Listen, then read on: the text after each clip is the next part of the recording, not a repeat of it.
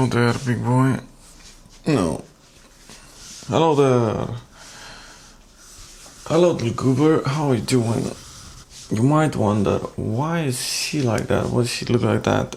First of all, you are down here, so that's that. Okay, that's why I'm wearing this thing. Second, my voice sounds like this because, well, I worked a lot, and so, I kind of damaged my voice a little bit. Hope this is better. It's like another angle. Anyway. And thirdly is that, well, I don't know what I wanted to say next. There was something else that I wanted to say. What was it? I forgot. But in any case, look, things are how things are. And if you were to see the giant thing that I built just to, have you around and move you from here to there, it would be like, that's too much, even for anybody. That's a bit too much, But I was feeling a bit, not frisky, what's the word? I was feeling it a bit, movie and all that. And I said, you know what? I'm gonna try to move you around a little bit. Because why not, Why not? You're on my fridge right now. Does this feel better? I think this feels a lot better for you, doesn't it? I think so. You're right next to my, my perfumes and stuff. But yeah, it's good to have you here again. No, it's not time for another vlog. It's not that time of the month. I know, we get it too. Well, at least when it comes to vlogs. Yes, this is my hair most of the time. I am not that, amazingly well put together kind of guy all the time. But good stuff all around. Now, you might ask yourself, why did I summon you here? Why did I summon you here? First of all, I'm on paid leave from work, so that's that. And so I got some free time on my hand. Also, these are cherries. You like them? I got them from home. Where do you focus? That's where you focus. Okay. These are cherries, very good cherries. Got them from home. My mom and dad were nice enough to give me some.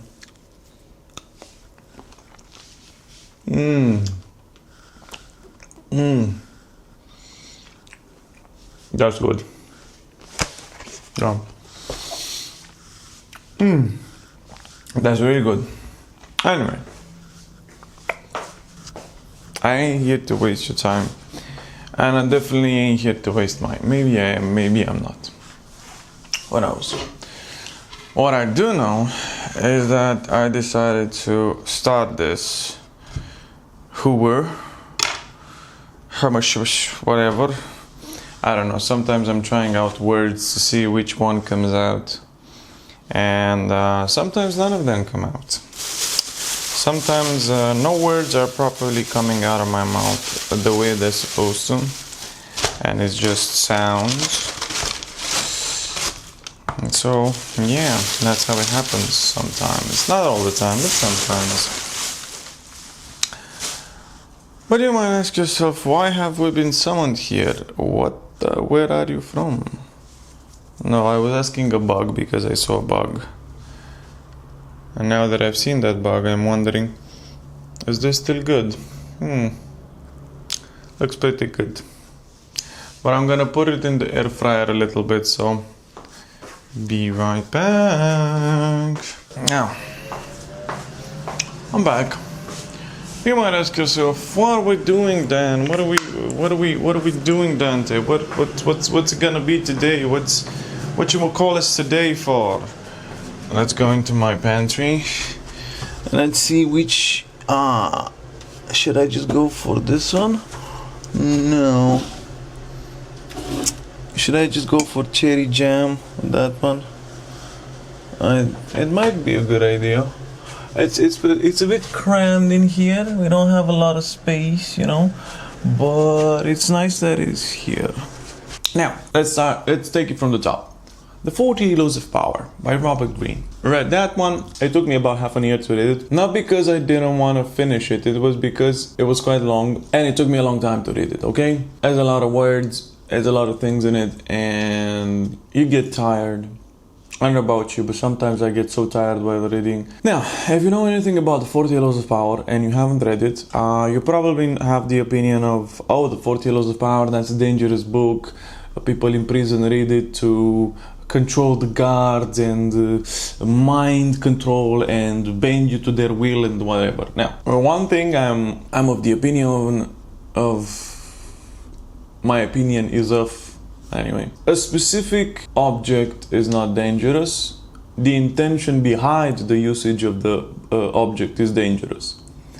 So the 40 Laws of Power, the 40 Laws of Power as a book in itself is not dangerous unless you use the book to kill somebody.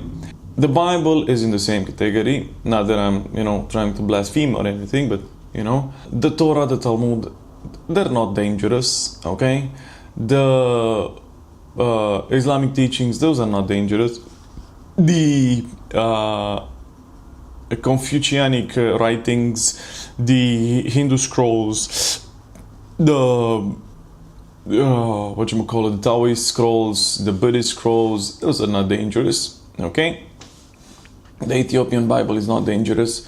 The books of Enoch are not dangerous. Okay, where they are dangerous is where you meet a specific type of writing with a specific type of thinking, and then it can go into the extremist side where a thought becomes an action. Okay, and so an action can become a habit can become a way of a lifestyle, a way of life. So that's when it becomes dangerous, when something where something that lacks offensiveness becomes offensive. And by offensive, I don't mean offensive like, oh, you offended me. I mean like offensive like, you know what I mean? Type of offensive. That's type of offensive. Anyway, up until that point, no writing is actually dangerous, even if it's a manual on how to do something, because in itself the writing is not the dangerous part. The understanding and the perception of such of the writing as such is the dangerous part. Again, I might change my opinion in the future.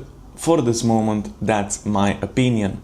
The object in itself is not dangerous. The way you use it is actually dangerous, and this falls upon everything, because I'm sure there's somewhere out there where a person thinks that this particular tiny spoon, look, for the tism people, I have a normal spoon, okay? For this spoon is a dangerous weapon. Such a good dangerous weapon. Anyway, it's like in jam and stuff, and so that's why it's dangerous. Anyway, where was I? Yeah, 40 Laws of Power. 40 Laws of Power. The basis of it is this. It's for each law there is a story in the book. So it's 48 stories about different historical figures.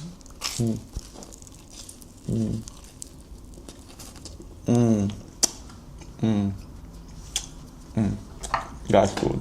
That's good. That's good. Yeah. So,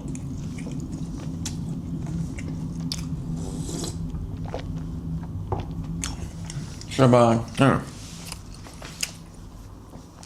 48 laws, 48 stories, kind of short, kind of long, some of them.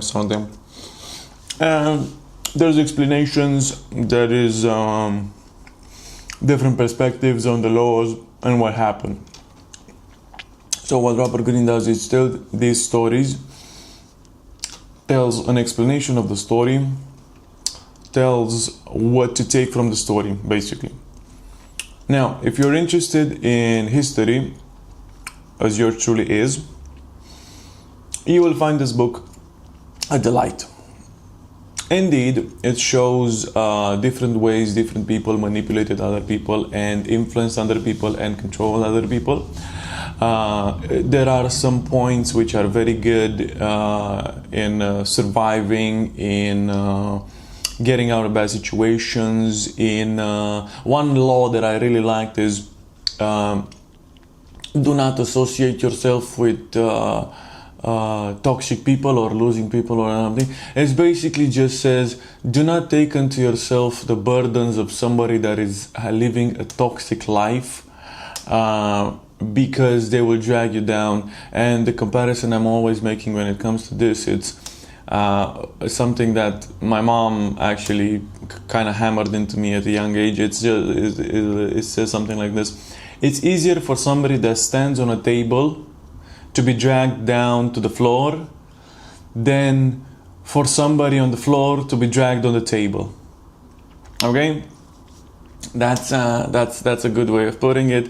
Basically, if you take somebody that's lower than you in a specific metric, that's filled with drama, that's filled with that has a way of attracting drama and going for it and trying to, that's not a good way of living life. And by that I mean it's the kind of bad energy that you don't want. You want a little bit of bad energy to keep you on your toes, but not that kind of bad energy. That's too much. That's too much drama, too much BS, too much bad stuff.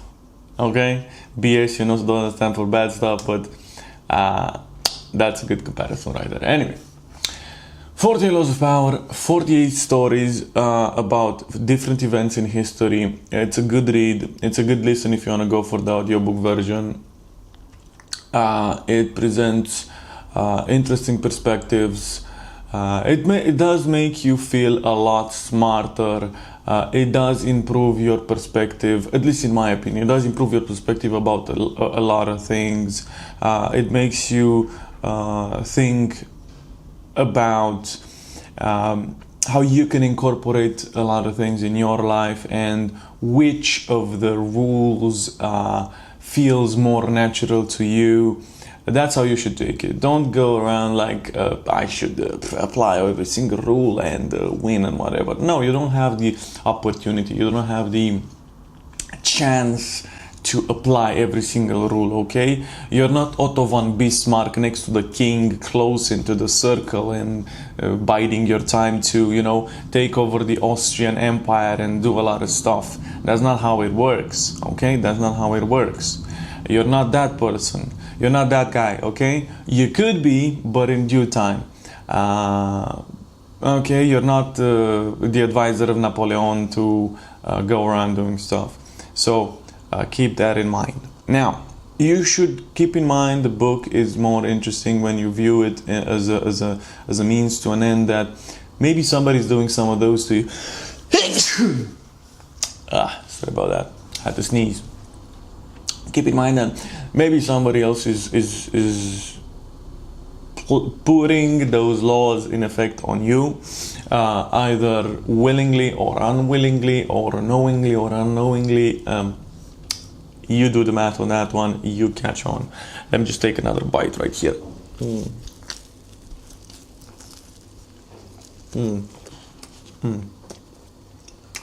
That's good stuff.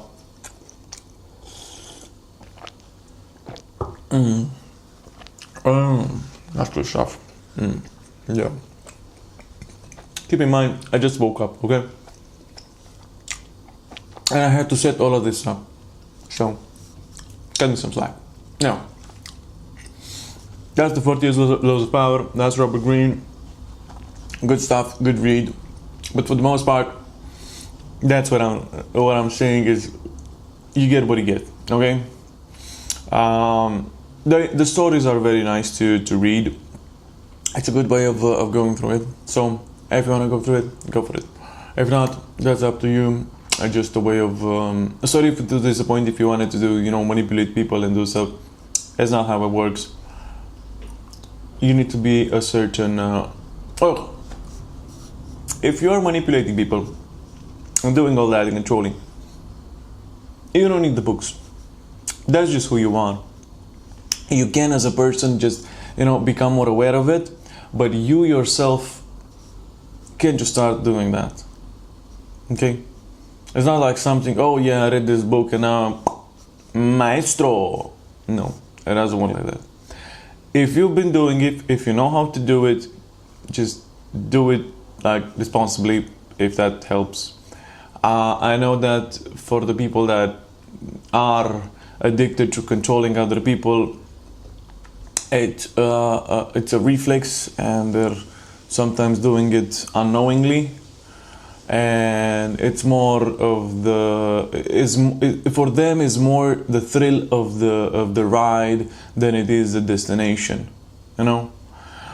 For normal people, if they're trying to control somebody or influence someone, is more of the I want something more than doing it for the thrill, because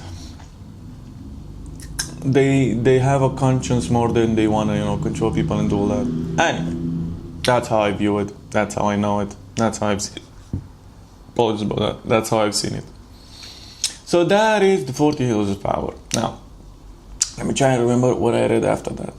I started meditations about my Marcus Aurelius, gone through half of it. I chose poorly when it came to the translation, because I chose a translation that was a bit of an older one, and I gotta say it was hard to follow. It was quite hard to follow, but I did all that, and okay, I'll give it to you. Interesting book. I'm gonna find maybe the same translation or another translation to finish the book, but up until that point, yeah, I don't think I'm gonna, you know, go for it anymore. Anyway, next book, 1984, George Orwell. In the past, I've read Animal Farm. It was quite an eye-opener. I've read it a couple of years ago. I didn't read it when I was young, and so let me just take another bite and then I'll continue with 1984, okay?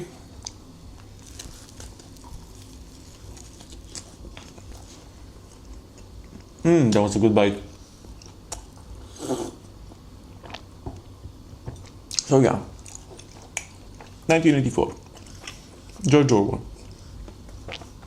Famous. Two big Orwellian books. Animal Farm, 1984. Animal Farm, if you haven't read it, it's basically a story about, good stuff. It's basically a story about a bunch of animals that think that living under humans is not great, and that they could live better, they could manage the farm better. And so here come the pigs saying, oh, we could do it better, we can control everything better, we can manage our own. What the pigs do is rally up all the animals and take over the humans. Humans are kicked out. I know, kind of childish, kind of funny, but you know. And humans are taken out of the equation. Animals manage themselves, sell the products, get money, buy stuff, do that, this and that, and this and that. And yeah, the pigs just get in charge, you know. And when it starts, all the animals make a list of rules on the on the back of the barn, and all the only the pigs know how to read it. And so, and I think there's somebody else, the donkey, that can read it or something. And so as time passes, the rules become less and less or something, and they get modified or something. I'm not entirely sure. I read it a couple of years ago. Again, my memory is not fresh. And so the animals start noticing that the pigs are becoming more and more like humans.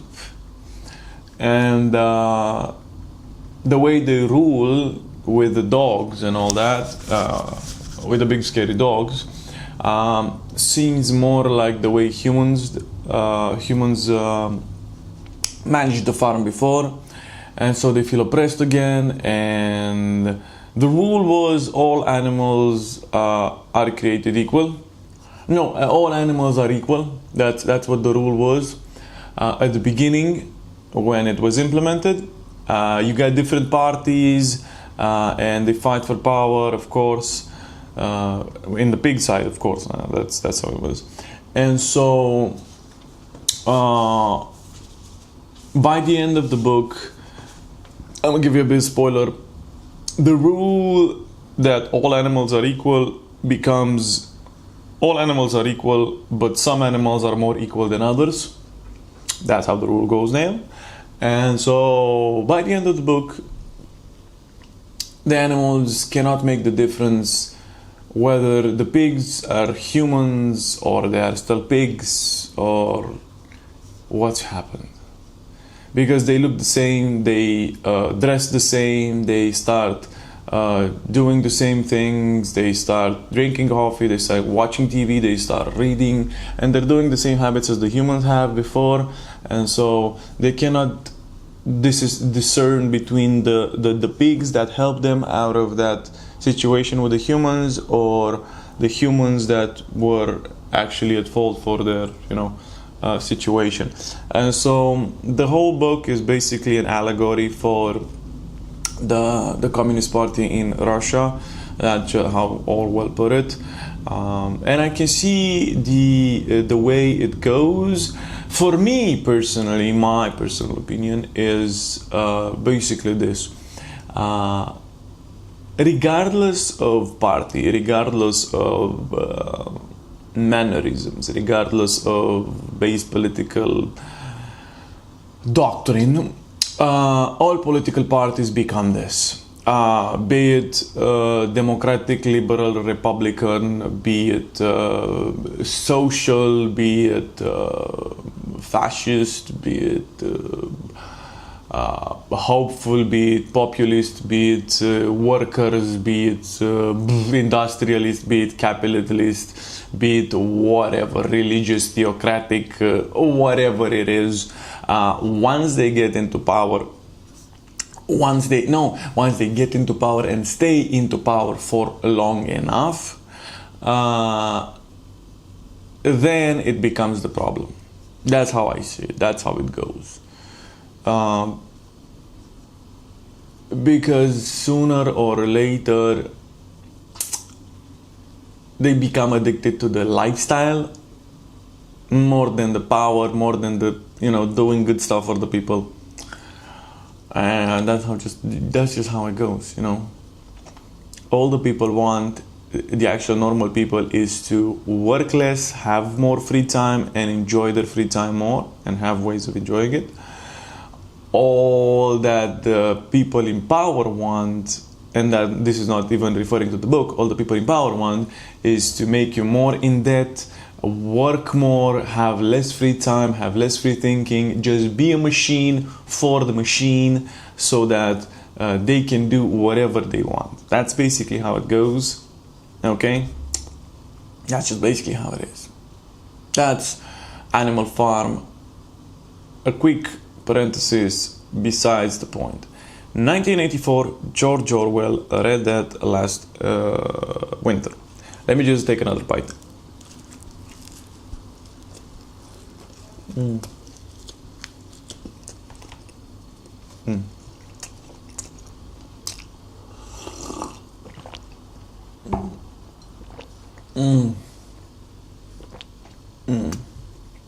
Good stuff. Good stuff. Now, 1984. 1984.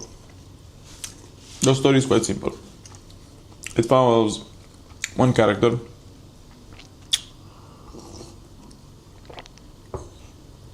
and his journey through a totalitarian state. The job of our character, sorry about the burp, the job of our character is to modify articles, modify books, depending on what the party say, the leading party. There's the people that work in the State Department, which are far more, controlled and overseen. There's the plebs, the people at the bottom, which are basically just workers and they're considered like unimportant. And there's the people in power, which are high party members, everybody in the government is a party member, but there are different stages and whatever. And our character is rather an older rather gentleman, which is not a good way to put it. As a gentleman, he's not really a gentleman. He's just a man, an older man. Forgot how old he was, like 40 something, I think so. Not sure. Now, the thing is, a lot of people see the nuance, and that's a valid point. You know, when you read 1984, you can see the control that the state puts, the messaging that is out there, the way that the people in power keep the power. Now, the more interesting themes that stay with me throughout the book, one of them is love. Look, I don't have a girlfriend. I never had one. I feel like the main character from 1984 is in the same situation. And that frustration, of not having somebody, and then I'm gonna give you a bit of a spoiler, getting somebody at one point. He had a wife, okay? He had a wife, but it wasn't like I love you kind of wife. It's just necessity kind of wife, like obligation kind of wife, like get married and have kids. That's what the state says you should do type of wife. But the thing is, the state was basically inducing this into people to create new kids and to basically just indoctrinate them into the state policies. Now that's that. How the whole thing starts is that a lot of things are forbidden. You're forbidden to take note, to... there is this recurring character called the Big Brother. This is where the idea of the Big Brother comes from. He watches you, he listens, he knows everything you're doing, whatever. Now, the thing with the Big Brother point is, Big Brother doesn't exist. Okay? Here you go, your spoiler of the day. Big Brother doesn't exist. What Big Brother is a system. It's a system of policing, is a system of overseeing, and of punishing. What do I mean by this? The idea of Big Brother is you, as a human, should think that everything you're doing, everything you're thinking, everything you're planning is overseen at all times by Big Brother. Everything. There is no original thought that you have that Big Brother didn't think about, but you should think only the good things. In the book, there is this type of police called the thinking police, if I'm not mistaken. And basically what they're doing is punishing you for having thoughts that are not in line with the party. So if you're thinking, I kind of don't like Big Brother, that's what happens to you. Sooner or later, that's what's it gonna be.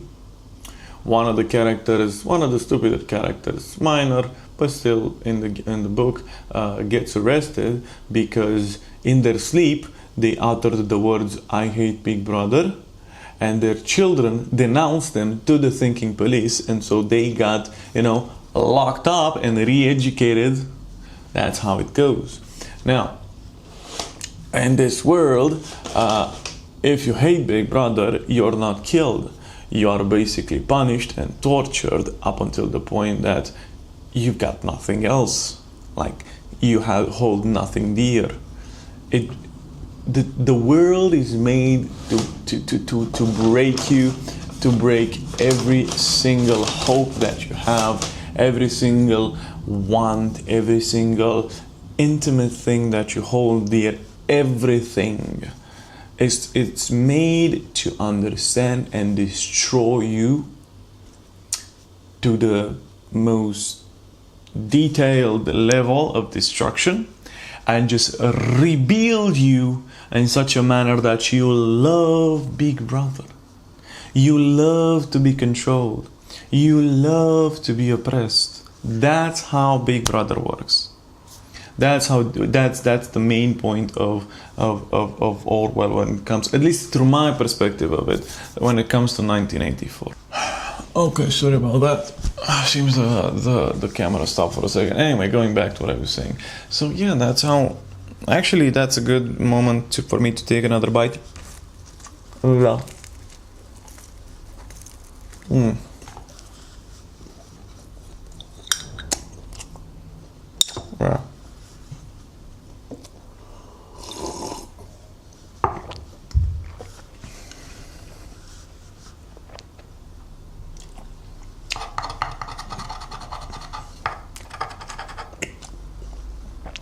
So that's how it goes. Big Brother is an entity created with the sole purpose of its existence, of controlling you, of managing you. And look, I'm gonna add some more things to this, and then I'm gonna go to the next book. 1984, first and foremost, in my opinion, is a story about three things. One, it's about the poor man in a twisted society that is doing its best to destroy every single intimate thing about him. And not just about him, it's about everybody, but specifically about him. Two,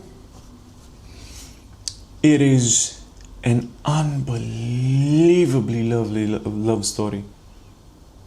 And when you start reading it, you're gonna think that's not how it goes. But read more, and by the third act, the third part, before you start that, you're gonna think, oh, this is one of the best love stories ever. It's an absolutely brilliant and lovely love story. And it is a type of love story that basically gave me, anemoia, something like that. It, to some degree it was anemoia, to some degree it was nostalgia, to some degree it was memories. Is it that? Let me just, because I wrote it down, let me just remember it. Yeah, so anemoia, the feeling of nostalgia for a time, place, or experience that you have never actually known or lived through. That is anemoia. Okay, I knew I wrote it down somewhere. Now, why do I say that? I've never actually been through a totalitarian system. I don't know how it is. I've never experienced love through that. What I did experience love through was through the watchful eye of people that were around me that, said it's not okay to, do this and this and this and that, an experiment.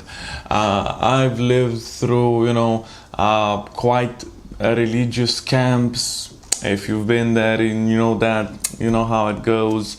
So I've been in, religious camps, evangelical religious camps, but still, it goes without saying that there were some things that were not okay to be done or seen, as it is for all children in all camps. But as a teenager, stuff happens in you, and you wanna, maybe hold somebody's hand, maybe touch somebody's thigh, maybe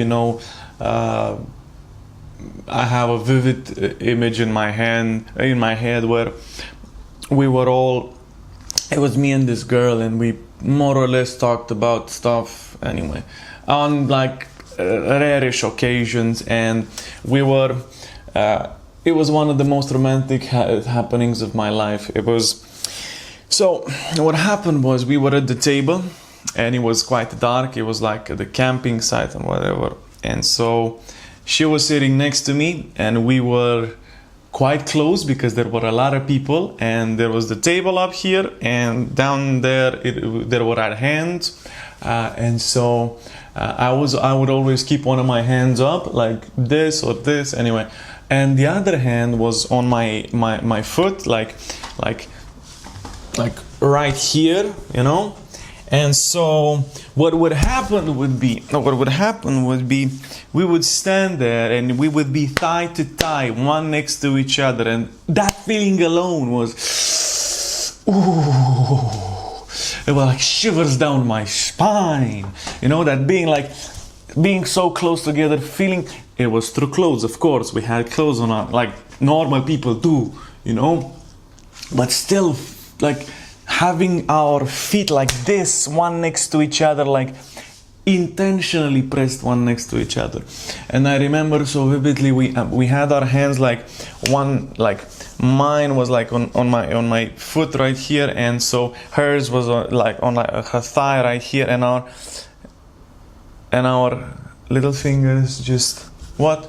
Oh, that one turned down. Well, okay, I guess that's something. Anyway, so what happened was we were like that, thigh to thigh, one next to each other, and this is our hands, this is my hand, this is her hand, and so our hands would do like this, and when I caught a bit of courage, and you know, it was like this, and we would hold small fingers like that, and slowly and surely it would just. And the feeling when it happened, the feeling of having your fingers just interlock like that, and slowly going for another finger, for another finger, for another finger, and holding somebody else's hand that you had a crush on, and finally going like this under the table where nobody could see you. Oh, it was like, ooh, my heart was pounding so fast, and I could just basically, because we had our head like this, I could feel her pulse basically, and I think she could feel mine, of course, and both our hearts were racing because everybody was next to us, like people were next to us, and under the table we would hold hands like that, and I was like, ooh, you know what I mean? So that's like, it's not the same as 1984 and what happens there, but in a similar level, in a similar note, let's put it like that, in a similar note,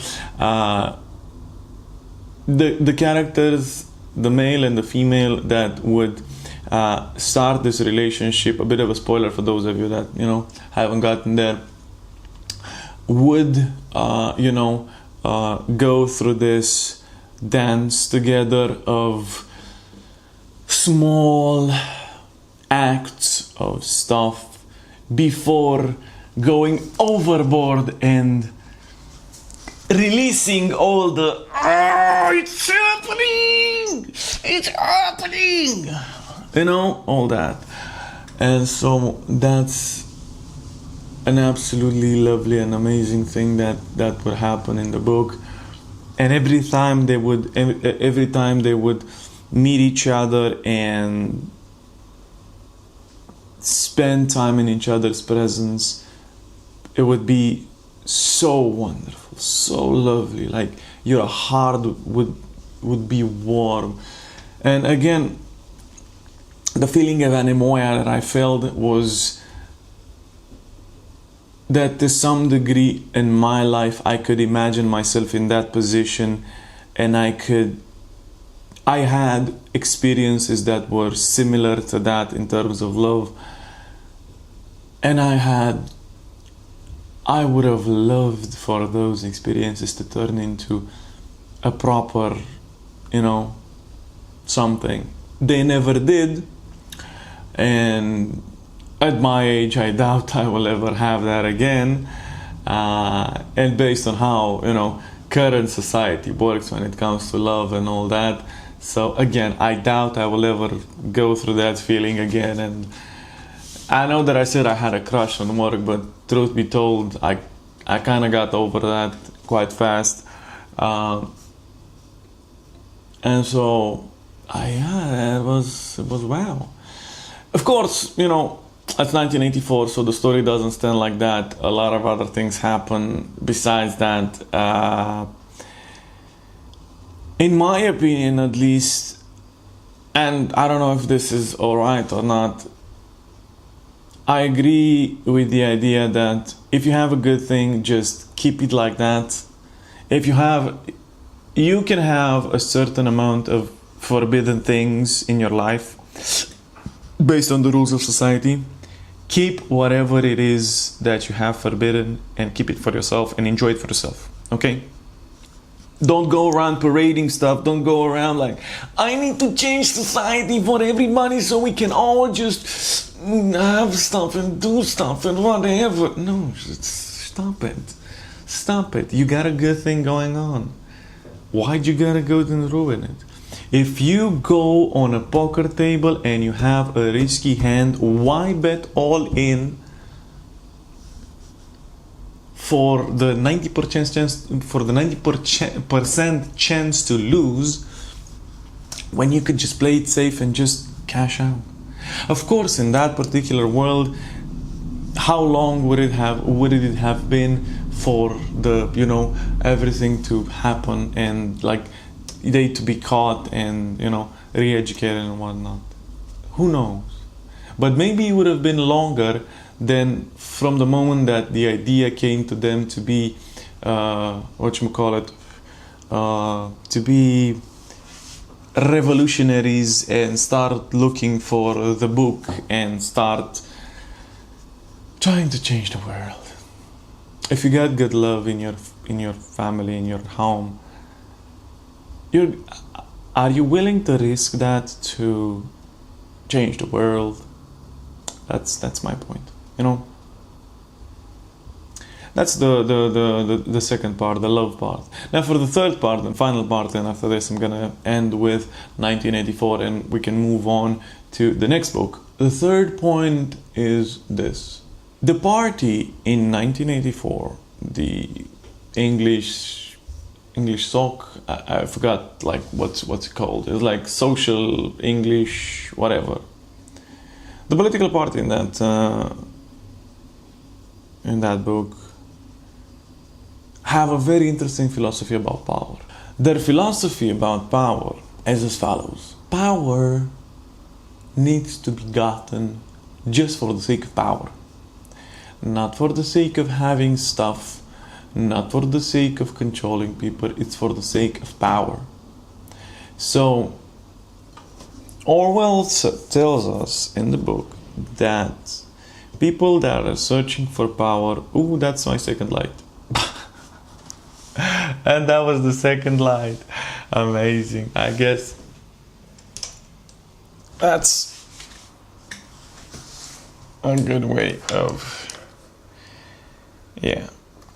So I guess now you're a bit closer to me, ain't you? Yeah.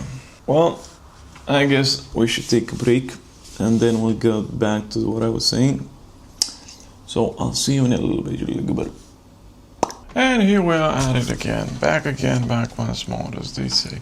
Look, if you could see the thing just below the view is a lot of things to, you know, take care of. So I'm gonna take care of this while I talk to you. Now, what was it? Oh yeah, George Orwell's third point on 1984. Now, the third point is control. And no, I'm not referring to the Control, the video game that I really like from Remedy Studios. What I'm referring to when it comes to control, I'm referring to the actual control of people. That's how, you know, George Orwell saw that. Let me just add a bit higher so that you can see my full face. Yeah, it's the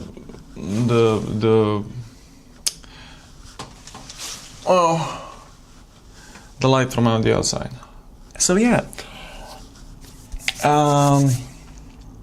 Orwell discussed the control of the people and the fact that the party itself he explained it very well when he said that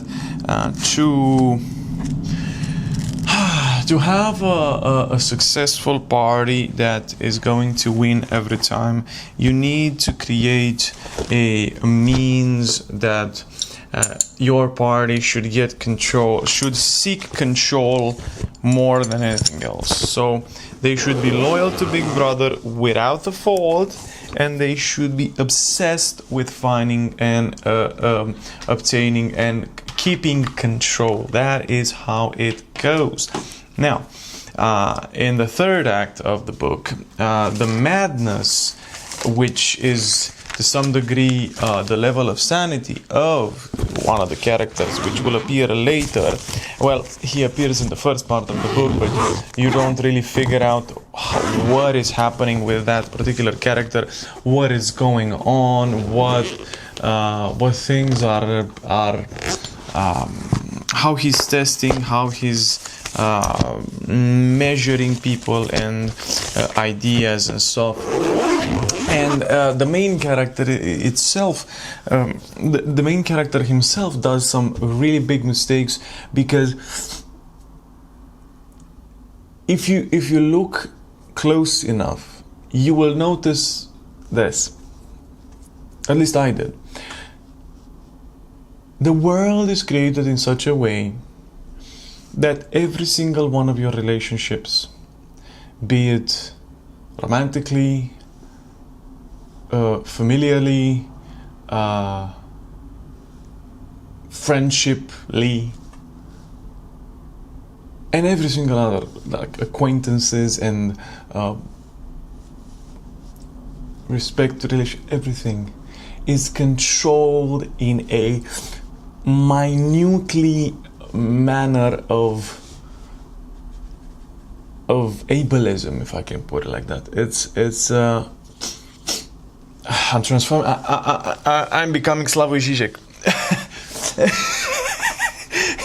Anyway, my nose is itchy. Anyway, what I wanted to say is this: the world is made in such an isolatristic way. It's made in such an isolatristic way that you become desperate, I say, in the slightest type of affection and relationship. Now, the world is made to be so not just offensive, but so controlling, so pressuring to every single facet of your life, that you are constantly craving affection, craving love, because you as a human being are it's in your base nature to love something or somebody, preferably somebody more than something. You are this impulse, you cannot strike it down, and the book emphasizes this quite surely. You cannot strike down the love that you feel in your heart. And so what happens is, if you create an isolatristic society, if you create a society devoid of love and devoid of affection, and perpetuate that throughout generations over generations, you create basically a society where you can love nothing and nobody except Big Brother. That is that is my view of the thing. You to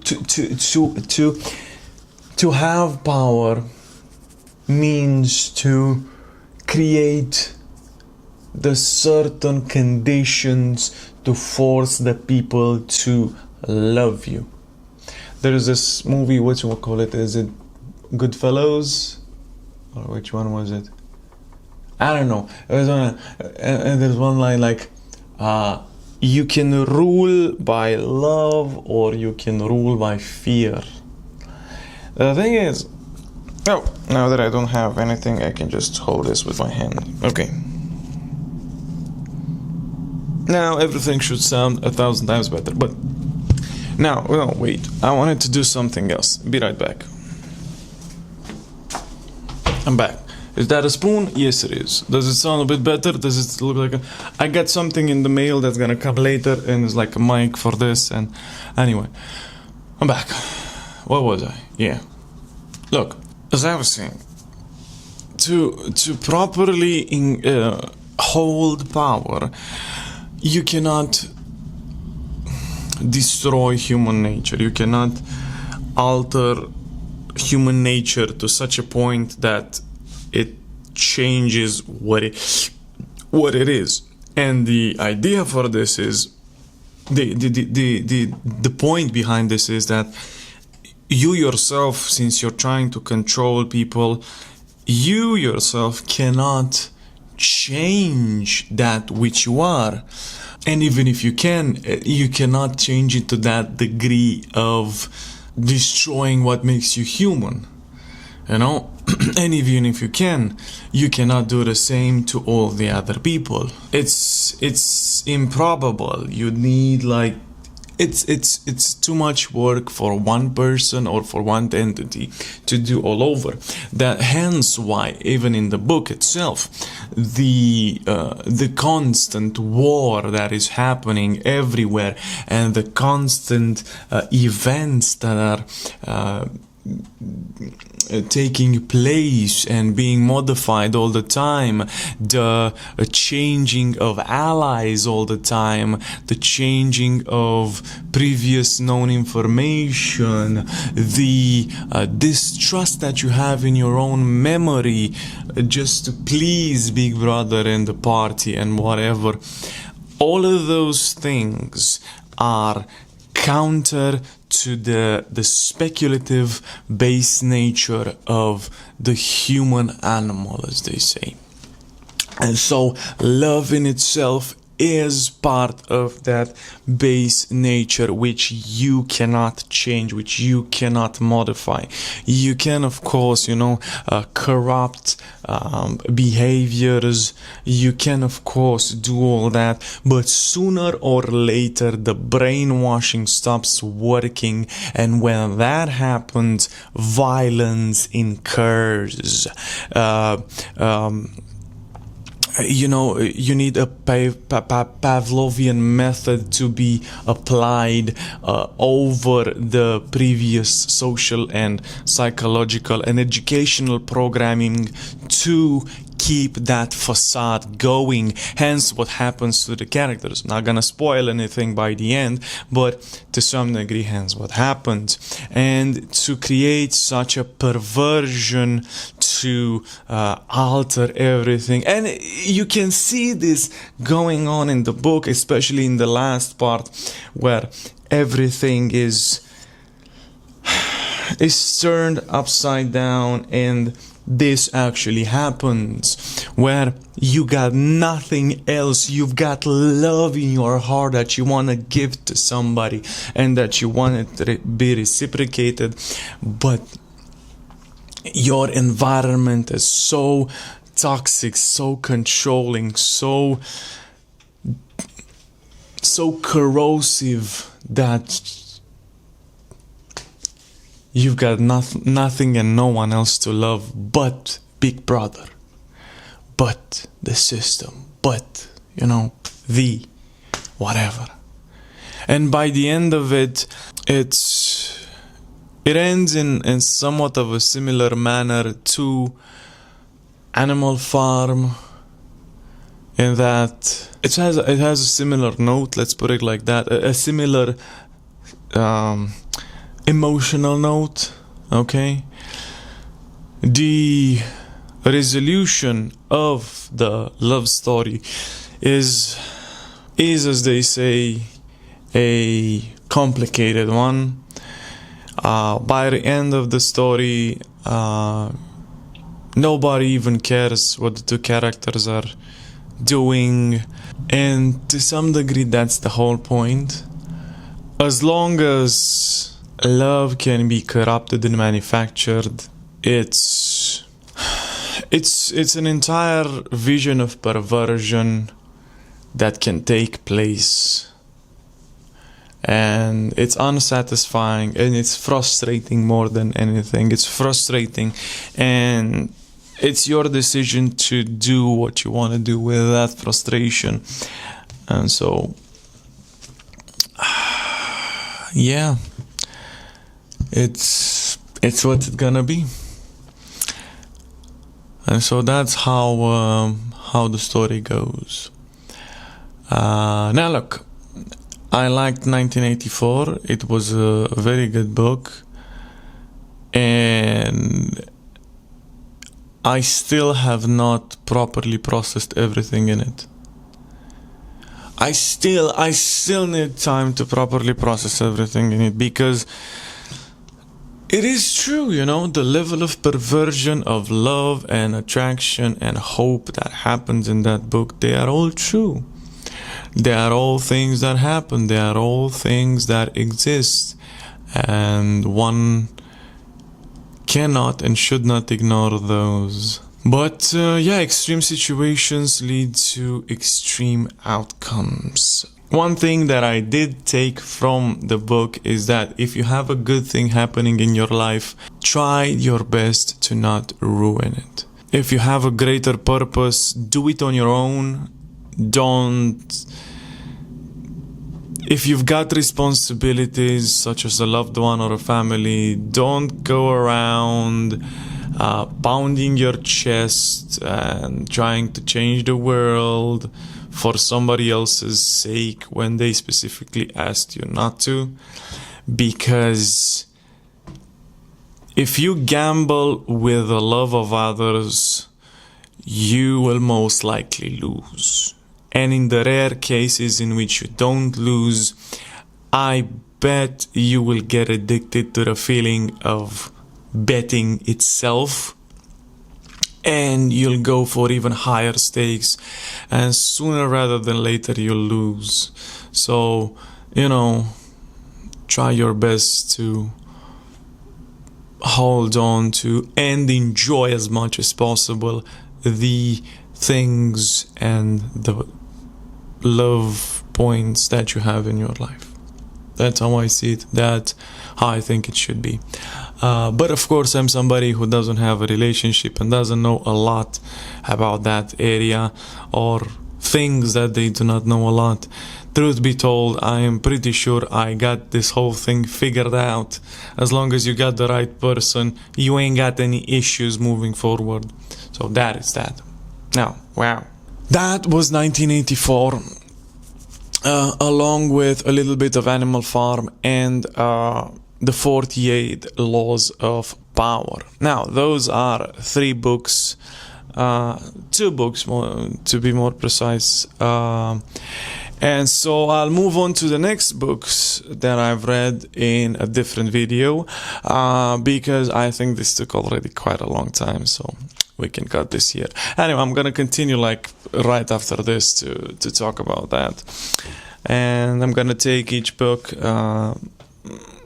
it's gonna take a little bit for each book depending on how I feel and how it goes. But yeah, those were 2/3 books that I've read and my commentary onto them. So keep it nice, keep it civil, love your loved ones, keep them close, and take care of yourself. And it's been a pleasure having you here. Hope I see you in the next one. And if I don't, well, I just hope that you stay safe and still healthy out there, okay? Take care.